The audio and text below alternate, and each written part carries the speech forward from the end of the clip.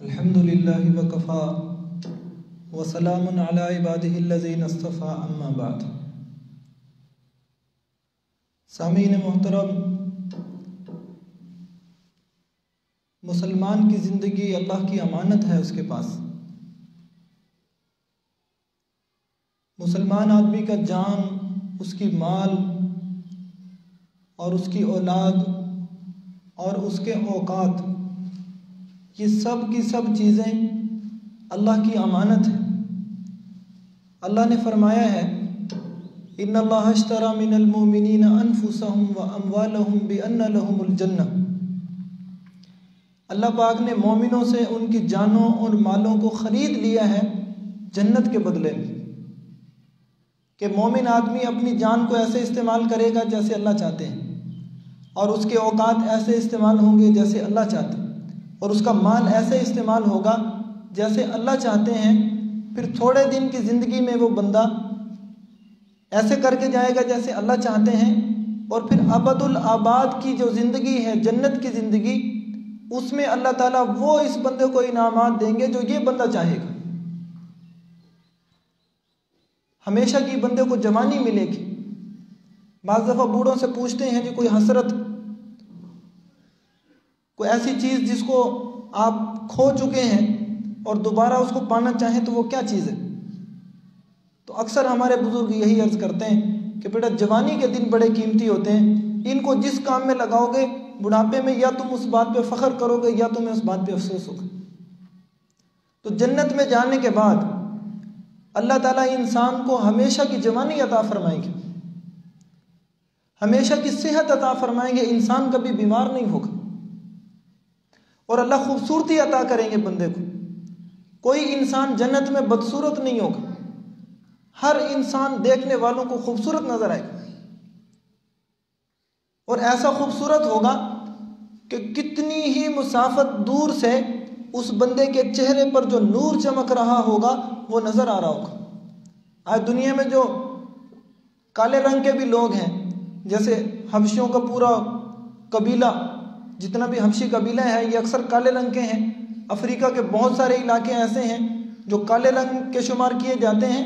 ये मुसलमान भी क़यामत के दिन अगर ये कामयाब लोगों के ज़ुमरे में खड़ा हुआ, और उन लोगों के ज़ुमरे में हुआ जिनके बारे में फरमाया जाएगा वसीक़ल्लज़ीना इत्तक़ौ रब्बहुम इलल जन्नति ज़ुमरा, कि जिन लोगों ने अपने रब के खौफ के साथ ज़िंदगी गुजारी है, आज उनको जन्नत की तरफ ले जाया जा रहा है। अगर ये उन लोगों के ज़ुमरे में हुआ तो ये वो बंदा जो दुनिया में काला कहलाता है, ये इसके चेहरे पर भी अल्लाह इतना नूर अता फरमाएंगे कि बहुत दूर की मुसाफत से भी इसका रंग चमकता हुआ नजर आ रहा होगा। ऐसी अल्लाह खूबसूरती बंदे को देगी, और नेमतें अल्लाह ऐसी ऐसी देंगे बंदे को कि जैसी इंसान की ख्वाहिश होगी। बाज़ लोगों को ज़मींदारे का बहुत ज़्यादा शौक होता है, लेकिन उस ज़मींदारे में वो अल्लाह के हुक्मों को पूरा कर रहे होते, अपना शौक भी पूरा कर रहे हैं, अल्लाह के हुक्मों को भी पूरा कर रहे हैं। अब क़यामत के दिन या जन्नत में जाने के बाद इस बंदे को वहाँ जाकर ख्वाहिश पैदा होगी कि मुझे दुनिया में ज़मींदारे का शौक़ था, फसल उगाने का शौक़ था, फसल काटने का शौक़ था, तो अल्लाह मेरे इस शौक़ को जन्नत में भी पूरा कर दे। तो अल्लाह ताला उस बंदे के इस शौक़ को जन्नत में भी पूरा करेंगे। जन्नत में शौक़ ऐसे पूरा होगा कि अल्लाह उसकी ज़मीन के अंदर उसके लिए खेती उगाएंगे, और खेती भी वो जो इस बंदे की ख्वाहिश होगी। फिर ये बंदा वो हाथों में जैसे दरांती उठा के फसलों के दिनों में वो सर पे पगड़ी बांध के और कमर पे कपड़ा कस कर तो वो फसल काटने में लग जाते हैं। ऐसे ये जन्नती बंदा थकेगा नहीं, इसको मुशक्कत नहीं होगी। इसको जो दुनिया में अपनी ख्वाहिश पूरी करते हुए एक लज्जत महसूस हुआ करती थी, ये इसको सिर्फ लज्जत दुनिया वाली जन्नत के अंदर अल्लाह महसूस करवाएंगे, थकावट नहीं होगी। अल्लाह खूबसूरत बीवियाँ अता फरमाएंगे। जिन मियाँ बीवी का आपस में दुनिया में दिल नहीं मिलता था, लेकिन इसके बावजूद वो गुजारा करते रहे, अल्लाह के हुक्मों को पूरा करते रहे, जन्नत में भी अल्लाह इन दोनों को जमा कर देंगे। हमने एक जगह बयान में ये बात कही तो एक साथी मजाक में कहने लगा, मौलवी साहब ये जिसको दुनिया में बर्दाश्त कर रहे हैं, ये जन्नत में भी इसको बर्दाश्त करना पड़ेगा। तो मैंने उसको कहा कि जन्नत में ऐसा मसला नहीं होगा। अल्लाह पहले तुम्हारे दिलों में एक दूसरे की मोहब्बत पैदा करेंगे, उसके बाद तुम दोनों को जन्नत में जमा करेंगे। वहां नफरत नहीं होगी, वहां मोहब्बत ही मोहब्बत होगी। इसलिए ये कहते हैं सियाने लोग कि अगर दुनिया में हम ऐसा मिजाज अपना लें कि हर एक दूसरे से मोहब्बत करने वाला हो, तो इस दुनिया में भी अल्लाह हमें जन्नत के मजे देंगे। आज दुनिया की जिंदगी पूरी करनी इसलिए मुश्किल हो रही है कि हम लोगों के दिल वसी नहीं है, हम लोगों के दिल एक दूसरे के लिए मोहब्बत के प्यासे नहीं है, हम मोहब्बत लेना भी नहीं जानते। मैं अक्सर ये अर्ज करता हूं कि दो चीजें अलग अलग हैं। किसी को मोहब्बत दे देना, किसी को इज्जत दे देना, ये अलग चीज है। और कोई बंदा हमें मोहब्बत दे रहा है, कोई बंदा हमें इज्जत दे रहा है, उससे इज्जत और मोहब्बत वसूल करना, यह भी एक सीखने की चीज है कि किसी बंदे की मोहब्बत को वसूल कैसे करना। बाज़ दफा अगला बंदा मोहब्बत कर रहा होता है, लेकिन हमें उसकी मोहब्बत को वसूल करना नहीं आ रहा होता। बाज़ दफा कोई बंदा इज्जत कर रहा होता है, लेकिन हमें अगले बंदे से इज्जत लेनी नहीं आ रही होती। तो हमें अपने दिलों में वुसअत पैदा करनी है, एक दूसरे के लिए मोहब्बत की गुंजाइश पैदा करनी है। फिर अल्लाह इस दुनिया के अंदर भी वो मज़े और राहत देंगे जो अल्लाह जन्नत में देंगे। दुनिया हमारी जन्नत नज़ीर बन जाएगी, जन्नत की मिसाल बन जाएगी।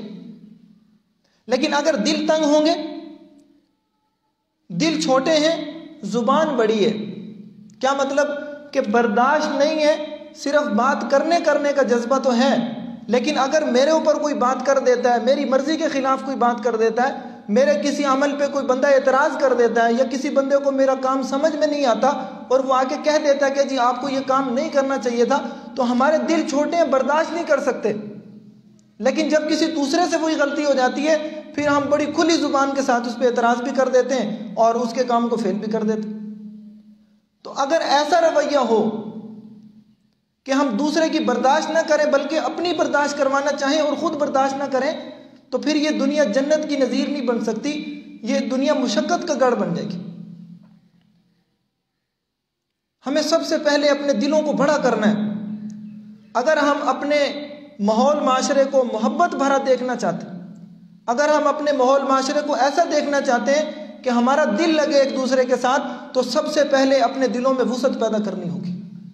दिल में वुसअत पैदा करने का क्या मतलब है कि जो बात मेरी मर्जी के खिलाफ हो रही है, वो अगर मुझे पसंद नहीं है, जाहिर है जो बात मेरी मर्जी के खिलाफ है वो मुझे पसंद नहीं है, लेकिन उसको मैं दिल में छुपा लूं, अपनी जुबान से उसका गिला शिकवा ना करूं। बस इतनी सी बर्दाश्त करना हम शुरू कर दें कि किसी बंदे ने मेरे बारे में कोई बात कही और वो मुझे पसंद नहीं है, तो मैं उसको घोल कर अपने सीने के अंदर ही महफूज कर लूं, वो दोबारा शिकवा बन के मेरी जुबान पे ना आए। आप यकीन करो, घरों का माहौल खूबसूरत हो जाएगा, मोहल्लों का माहौल खूबसूरत हो जाएगा, शहरों और मुल्कों की फिजा खुशगवार हो जाएगी।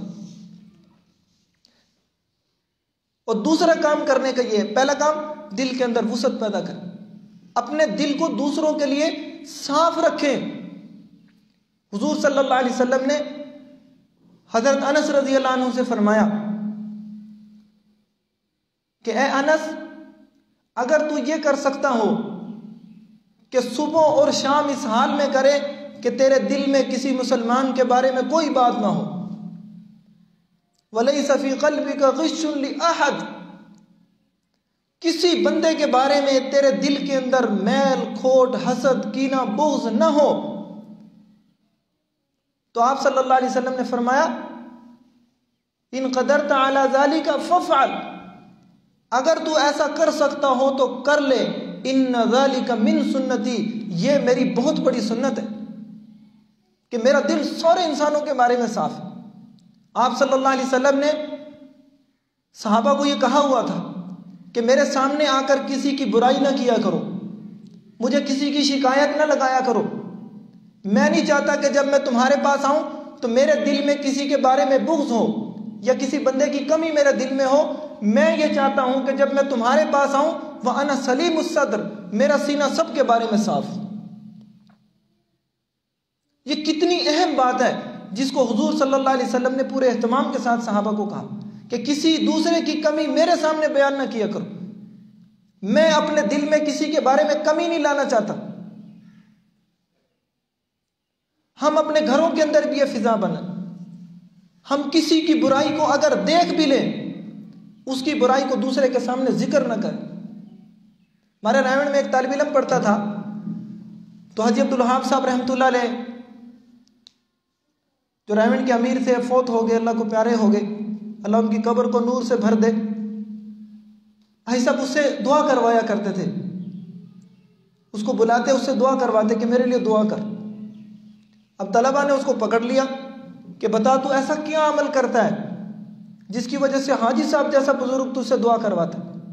वो कहने लगा जी मुझे तो कोई पता नहीं है, लेकिन एक बात मेरे अंदर ज़रूर है जिसका मैं बहुत एहतमाम करता हूँ। बाकी मैं आप लोगों के साथ वक्त गुजारता हूँ, जहाँ आप नमाज पढ़ते हो वहाँ मैं भी पढ़ लेता हूँ, जब आप तहज्जुद के लिए उठते हो तो मैं भी उठ जाता हूँ। मेरा कोई ख़ास अमल नहीं है, लेकिन एक अमल मेरे पास ऐसा है जो बहुत एहतमाम से करता हूँ।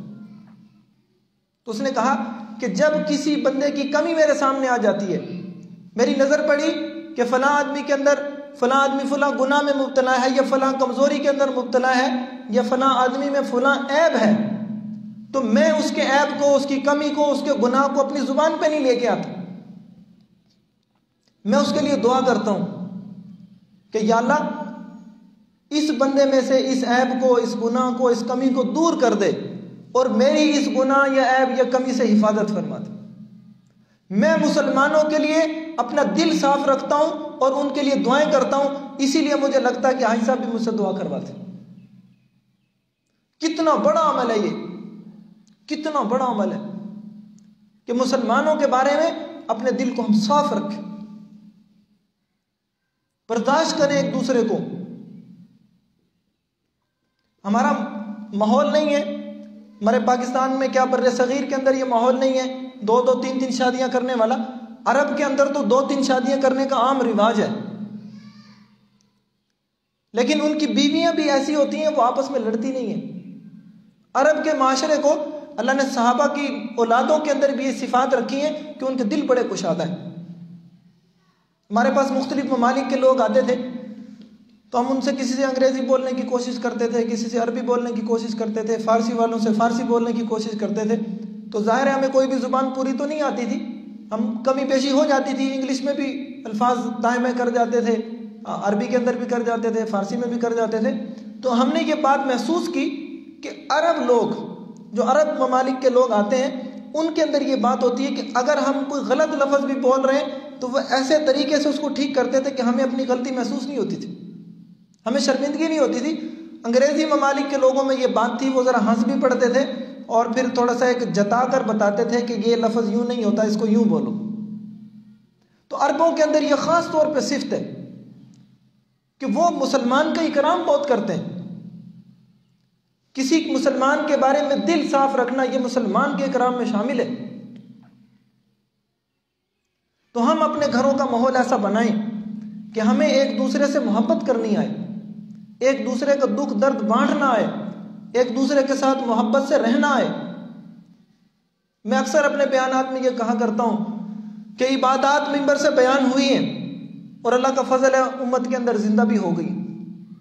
लोग नमाजें भी पढ़ते हैं, नवाफिल भी पढ़ते हैं और लंबे चौड़े वजीफ़े भी पढ़ते हैं, तिलावत की भी बहुत कसरत करते हैं। हमने अपना माहौल माशरा बयान नहीं किया कि मुसलमानों का माहौल माशरा कैसा होना चाहिए, इसलिए हमारे माहौल माशरे के अंदर कमी है, हमारे मामलात के अंदर कमज़ोरी है।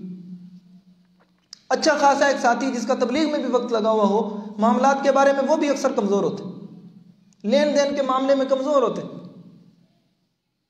तो हमें अपने मामलात को दुरुस्त करना है, अपने माहौल माशरे के लिए ऐसी चीज़ पैदा करनी है अपने अंदर कि हमारा माहौल माशरा ऐसा खूबसूरत हो कि किसी गैर माशरे से आने वाला फ़र्द जब हमारे माशरे में आकर देखे कि मुसलमानों के घर यूँ खूबसूरत होते हैं, इनके घरों में यूँ प्यार मोहब्बत होती है, ये यूँ आपस में इत्तिफाक और इत्तेहाद के साथ रहते हैं, उसका दिल पिघल जाए और वो इस्लाम का मुतासिर होकर इस्लाम का कलमा पढ़ ले।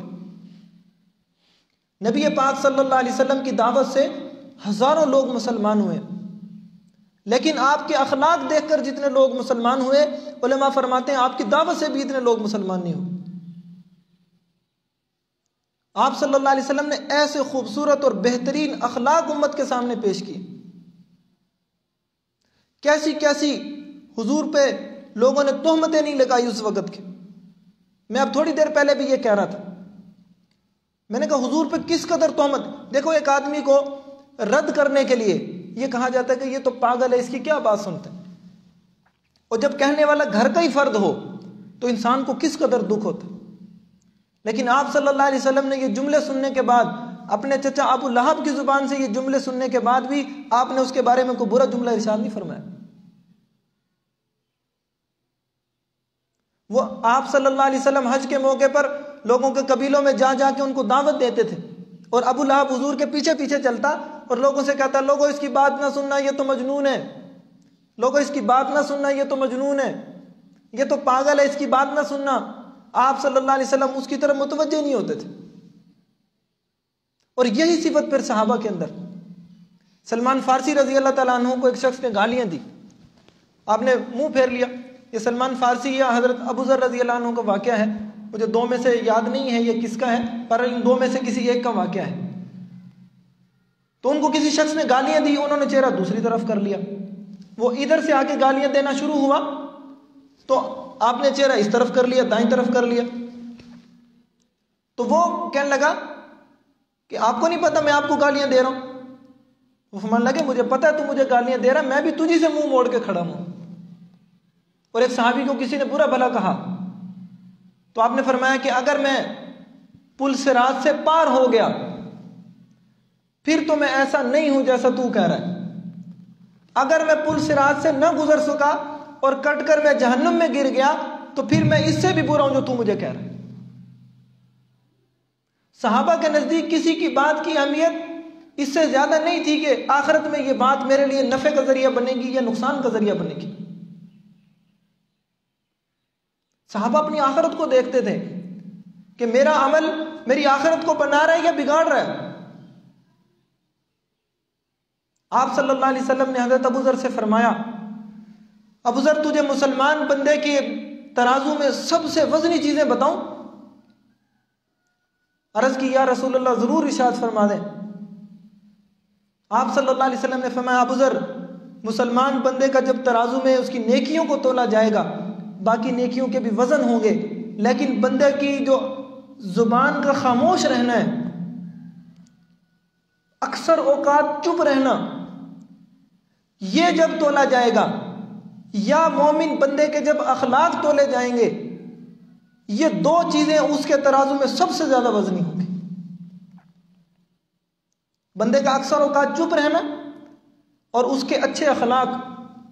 और मैं ये अर्ज करता हूं कि इन दो में से अगर पहली बात को ले लिया जाए कि इंसान अक्सर औकात खामोश रहना शुरू हो जाए तो अखलाक की 80% बुराइयां खत्म हो जाएगी। हम अखलाकी तौर पे जो हम मार खा रहे हैं तो सबसे ज्यादा हम अपनी जुबान की वजह से। हमारी जुबान ऐसे जुमले बोल देती है जो आइंदा चलकर हमें बदअखलाकी पे मजबूर करती है, ये सामने वाले को बदअखलाकी पे मजबूर करती है। हम अपनी जुबान को इस तरह इस्तेमाल करें कि ये मुसलमान का दिल खुश करने में इस्तेमाल हो, मुसलमान का दिल तोड़ने में इस्तेमाल ना हो। हजरत अबू बकर रजी अल्लाह ताला अन्हु, अम्मा आयशा से हुजूर ने एक दफा फरमाया, आयशा आज मुझसे कुछ मांगो, आज मैं तुझे अल्लाह से लेकर दूंगा। तो हजरत आयशा को पता था कि हुजूर ने हाथ उठाने और अल्लाह ने बात को पूरा कर देना है, तो वो सोच में पड़ गई कि कोई ऐसी चीज अल्लाह हुजूर से कहूं कि अल्लाह से मुझे ले दें कि जो बहुत कोई अहम चीज हो। तो अर्ज किया, या रसूल अल्लाह मैं अपने वालिद साहब हजरत अबू बकर से मशवरा करती हूँ। तो आपने फरमाया ठीक है मशवरा कर लो। तो हजरत आयशा अपने वालिद के पास गई मशवरे के लिए। तो हजरत अबू बकर रजी अल्लाह ताला अन्हु ने फरमाया कि हुजूर से यूं पूछो कि या रसूल अल्लाह अर्श पर जब आपकी और अल्लाह की बराह रास्त मुलाकात हुई थी, 1 to 1 आमने सामने मुलाकात हुई, उस वक़्त में जो बातें हुई उनमें से कोई बात इरशाद फरमा दे। तो आप सल्लल्लाहु अलैहि वसल्लम के पास हजरत आयशा रजी अल्लाह अन्हा तशरीफ लाई। तो आपने फरमाया, हाँ आयशा बोलो क्या कहती हो? तो अर्ज की, या रसूल अल्लाह मैंने वालिद साहब से मशवरा किया है, वालिद साहब ने मुझे कहा कि हुजूर से यूं अर्ज कर दो कि या रसूल अल्लाह आपकी जब अल्लाह से मुलाकात हुई थी उस वक़्त में जो ख़ास बातें हुई थी उन बातों में से कोई बात बता दें। तो आप सल्लल्लाहु अलैहि वसल्लम ने फरमाया कि उस ख़ास मुलाकात में अल्लाह ने मुझे एक बात फरमाई थी कि जो बंदा किसी मोमिन बंदे के दिल को खुश कर देगा, मैं अल्लाह उसको अपनी जिम्मेदारी पर जन्नत में दाखिल कर दूँ। कितना अहम मौका था जिस पे अल्लाह ताला ने यह बात इरशाद फरमाई कि मोमिन बंदे का दिल खुश करना, अल्लाह फरमाते हैं उसको मैं अपनी जिम्मेदारी पर जन्नत में दाखिल कर दूं। इसलिए हमारी जुबान से कोई ऐसा जुमला ना निकले जिससे किसी सामने वाले का दिल टूट जाए। कोई ऐसा जुमला ना निकले कि सामने वाले के ज़हन में कोई मनफी सोच पैदा हो जाए। हमारी जुबान मुस्बत जुमलों से भरी हुई हो। हम अगर मोहब्बत नहीं बांट सकते तो कम से कम ऐसा जरूर बन जाए कि हम नफरत के सौदागर न बने।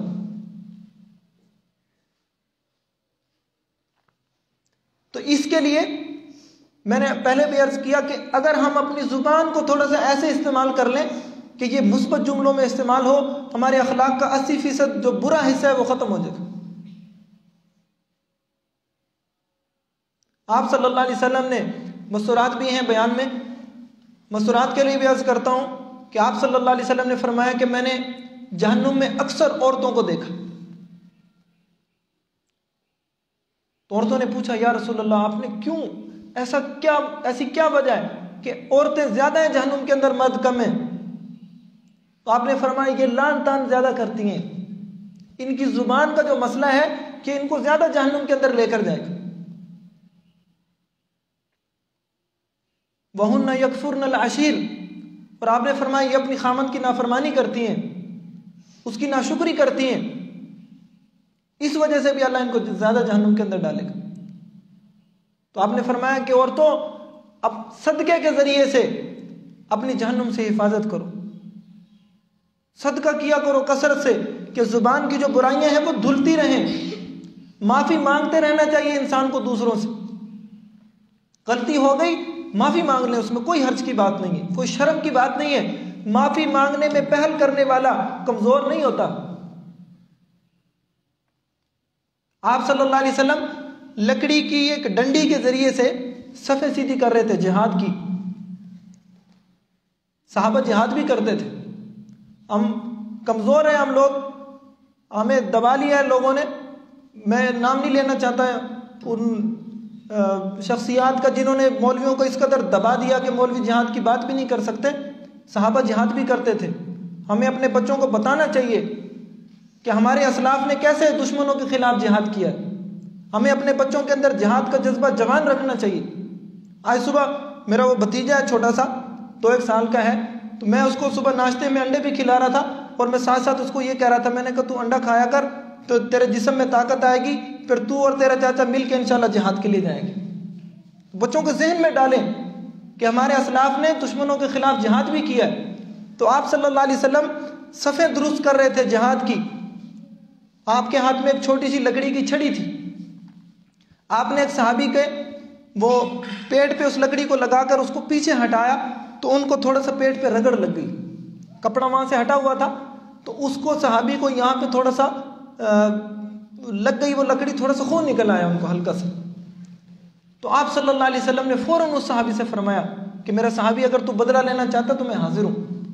उसने कहा, या रसूलल्लाह, मैं तो बदला लूंगा। कैसी अजीब बात है। सहाबी ने कहा, या रसूलल्लाह, मैं तो बदला लूंगा। सहाबा हैरान उसकी तरफ देख रहे हैं, ओए तू अल्लाह के रसूल से बदला लेगा, अल्लाह के हबीब से बदला लेगा? कहते नहीं, मैं लूंगा। तो आप सल्लल्लाहु अलैहि वसल्लम ने लकड़ी उसके हाथ में दी, का बदला ले लो। उसने कहा, या रसूल अल्लाह,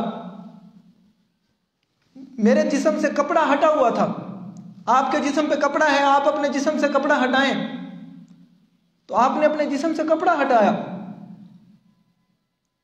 उस सहाबी ने जहां उनको छड़ी लगी थी, आप सल्लल्लाहु अलैहि वसल्लम की बिल्कुल उसी जगह को जाकर अपने होठों से चूम लिया कि या रसूलल्लाह, मैं अपना बदला यूं लेना चाहता हूं। तो माफी मांगने में हुजूर ने ताखीर नहीं की, तो माफी मांगने वाला कमजोर नहीं होता।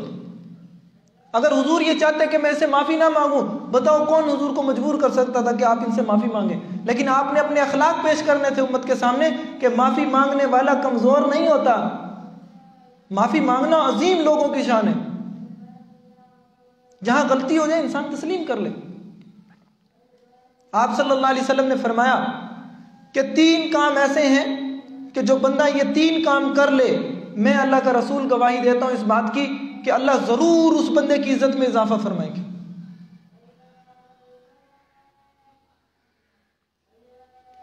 उनमें से एक काम यह भी है कि जो बंदा बदला लेने पे कादिर है, कि सामने वाले ने गलती की और ये बंदा उससे बदला ले सकता है, लेकिन बदले पर कादिर होने के बावजूद ये बंदा उससे बदला नहीं लेता, उसको माफ कर देता है, तो हुजूर फरमा रहे हैं अल्लाह इसकी दुनिया में भी इज्जत ज्यादा करेगा, इसकी आखिरत में भी इज्जत ज्यादा करेगा।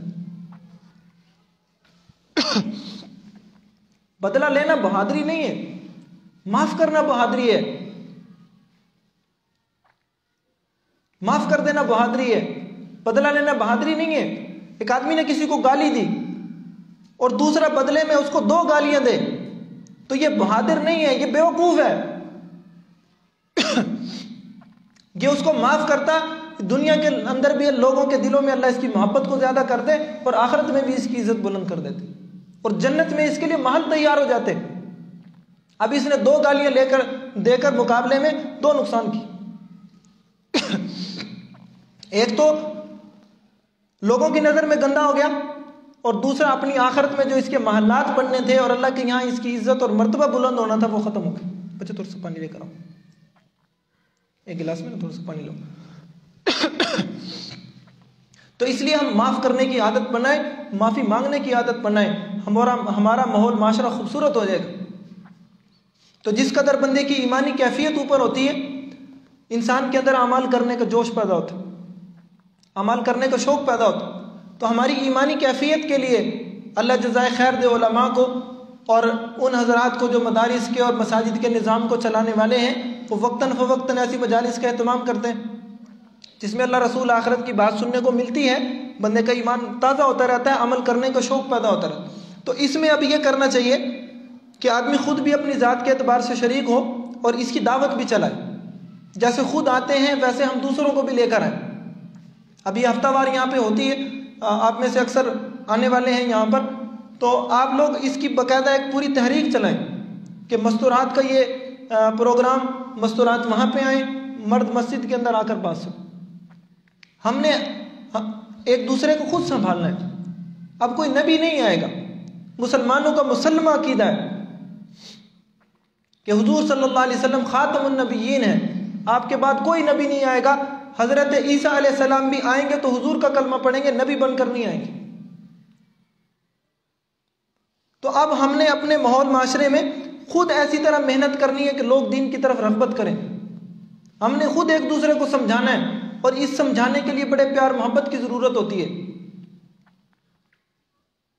नबियों जैसा ज़र्फ चाहिए होता है। जैसे मैंने शुरू से बात यह कर रहा हूं कि हमारा दिल बड़ा होना चाहिए, हमारे दिल के अंदर वुसअत हो, बर्दाश्त करने का जज्बा हो, बर्दाश्त कर लेने की हिम्मत हो। उसके बाद फिर हम ये दावत वाले काम को अपनी जिम्मेदारी समझें। जैसे नमाज पढ़ना हम सबके जिम्मे फर्ज है, रोजा रखना रमजान में हम सबके जिम्मे फर्ज है। किसी को अल्लाह ने माल दिया उसकी ज़कात दें। औरतों के पास अगर जेवर है, कल परसों भी मेरे पास आए चंद साथी, वो कहने लगे जी हमारे पास तो सिर्फ 2 तोला सोना है। तो हमने तो ये सुना है कि 7.5 तोले सोना हो तब जाके ज़कात फर्ज होती है। ऐसा नहीं है, इसको मसले को समझ लेना चाहिए। अगर किसी के पास आज के ज़माने में 1 तोला भी सोना है तो उस पर भी बाज़ दफ़ा ज़कात बन जाती, बल्कि बाज़ दफ़ा नहीं, उस पर यकीनन ज़कात बनती है। बैठ जाओ। अगर उसके पास को नकद पैसे भी हैं और 1 तोला सोना है तो अब ये 52.5 तोले चांदी से ज्यादा कीमत की बन गए, इसलिए 1 तोला सोने पर भी ज़कात आती। और जिसके जिम्मे ज़कात आती है उसके जिम्मे कुर्बानी भी आती है। अगर कुर्बानी के दिनों में भी ये चीज़ें उसके पास मौजूद हैं तो इसके जिम्मे कुर्बानी करना भी है। तो अक्सर औरतों को ये मसला मालूम नहीं होता और मर्द घरों में जाके अक्सर बताते नहीं हैं, ये उनके सामने नहीं आता। तो इसका ख्याल रखना चाहिए कि जिसके पास 1 तोला भी सोना है वो भी अपना हिसाब लगाकर अपनी ज़कात अदा करे। तो आप सल्लल्लाहु अलैहि वसल्लम ने फरमाया जो बंदा ज़कात अदा नहीं करता, क़यामत के दिन यही माल जो बंदे के पास पड़ा हुआ है ये बहुत बड़ा सांप बनकर इसके गले में लिपट जाएगा और इसके ये सामने के जो दांत हैं अपने दांतों के अंदर फंसा लेगा और उससे ये कहेगा कि मैं तेरा वो माल हूं जिसकी तूने ज़कात अदा नहीं की थी। तो आपने फरमाया क़यामत के दिन बंदे के माल को जमा किया जाएगा, उसको जहन्नुम की आग पे तपाया जाएगा, गर्म किया जाएगा, और उस बंदे के चेहरे को और पेशानी को दागा जाएगा उसके साथ। तो वो कहेगा ये क्या है? कहा जाएगा तेरा ये वो माल गर्म करके तेरे माथे पे और तेरे गालों पे लगाया जा रहा है जिस माल की तूने ज़कात अदा नहीं की हुई थी। तो इसलिए मस्तूरात अपने सोने का, उनके पास जो चांदी है, उनके पास जो जेवर है, उसका हिसाब लगाएं, उसकी ज़कात अदा करें।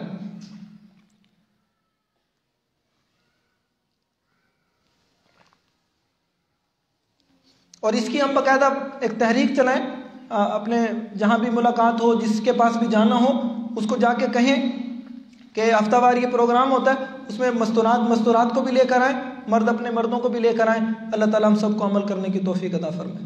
दुआ कर लें जी। अल्लाहुम्मा सल्ली अला मुहम्मदिन कमा तुहिब्बु व तर्दा। अल्लाहुम्मा अहदिना वहदि बिना वजअलना सबबन लिमन इहतदा। अल्लाहुम्मा अहसिन आक़िबतना फिल उमूरि कुल्लिहा वाजिरना मिन ख़िज़्यि दुनिया व अज़ाबिल आख़िरह। अल्लाहुम्मा इन्ना नसअलुका मिन खैरि मा सअलका मिन्हु अब्दुका व नबियुका मुहम्मदुन सल्लल्लाहु अलैहि वसल्लम व नऊज़ु बिका मिन शर्रि मा इस्तआज़का मिन्हु अब्दुका व नबियुका मुहम्मदुन सल्लल्लाहु अलैहि वसल्लम। अंतल मुस्तआन व अलैकल बलाग व ला हौला व ला कुव्वता इल्ला बिल्लाह।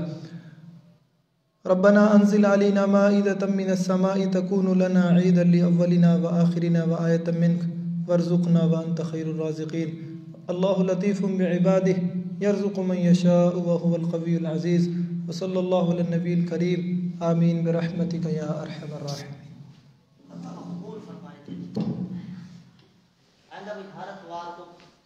ठीक है ना, 3 बजे से लेकर 4 बजे तक भी बयान होगा, अपने आप खुद भी आना।